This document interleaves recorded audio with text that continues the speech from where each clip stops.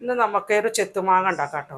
നാട്ടിലൊക്കെ മാങ്ങ സീസൺ വന്നാൽ നമുക്കൊരു ചെത്തുമാങ്ങ കറിയൊക്കെ ഉണ്ടാക്കുന്നൊരു ഇതുണ്ടല്ലോ, നമുക്ക് ഉപ്പിലിട്ടിട്ട് വയ്ക്കുന്ന സാധനങ്ങൾ. അപ്പോൾ ഒരു മനയിലൊക്കെ ഉണ്ടാക്കുന്ന ഒരു കൂട്ടുകാരിയുടെ ഒക്കെ ഒരു വീട്ടിൽ നമ്മൾ പോകുമ്പോഴൊക്കെ കണ്ടതാണ്. ഒരു മനയിലൊക്കെ ഉണ്ടാക്കുന്ന ഒരു ടൈപ്പാണ് കേട്ടോ, പഴയ ആൾക്കാരുടെ മനയിൽ. നമ്പൂരിമാരൊക്കെ ഇല്ലേ അവർ. അപ്പോൾ ആദ്യം നമ്മൾ മാങ്ങ ഇങ്ങനെ ചെറുതായിട്ട് ചെത്തി ചെത്തി എടുത്തിട്ടുണ്ട്. ഒരു മാങ്ങ അതിപ്പോൾ എല്ലാവർക്കും അറിയുന്നതുകൊണ്ട് ഞാൻ കാണിച്ചിട്ടില്ല. അതിലേക്ക് നമുക്കത്തിരി അപ്പോൾ ഉപ്പിട്ടിട്ടൊന്ന് അടച്ചു വെക്കണം.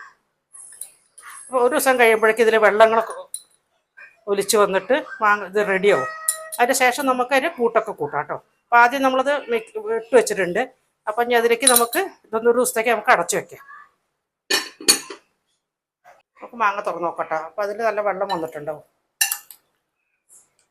ഇനി അതിലേക്ക് നമ്മൾക്ക് ഒരു സ്പൂൺ ഒലിവയും ഒരു സ്പൂൺ കടുകുമാണ് ചതച്ചിട്ട് ഒന്ന് ചൂടാക്കി ചതയ്ക്കണം നമുക്ക്.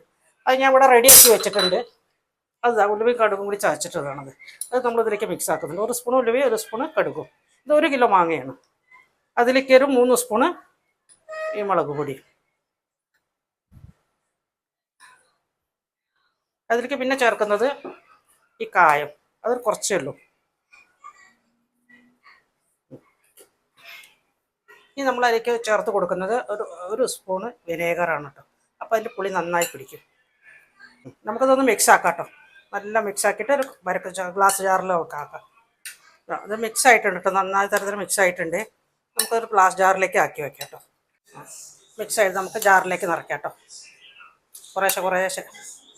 ഇനി നമുക്കത് ഒരു നല്ല തുണി വയ്ക്കണം ഇതിനകത്തോട്ട് നമുക്ക് എള്ളെണ്ണ അതിനകത്തോട്ട് ഒഴിച്ച് വയ്ക്കണം. നമുക്ക് പൂപ്പൽ വരാതിരിക്കാൻ, പൂപ്പൽ വലിയ ഇതൊന്നും വരാതിരിക്കാൻ. എന്നിട്ട് നന്നായിട്ട് അടച്ച് വെച്ചിട്ട് ഒരു 3 ആഴ്ച വെച്ച് കഴിഞ്ഞാൽ നമ്മുടെ മാങ്ങ റെഡിയാണ് കേട്ടോ. അപ്പോൾ അതെല്ലാവരും സബ്സ്ക്രൈബ് ചെയ്യണം. സബ്സ്ക്രൈബേഴ്സ് കുറവാണ്, എല്ലാവരും സപ്പോർട്ട് ചെയ്യണം.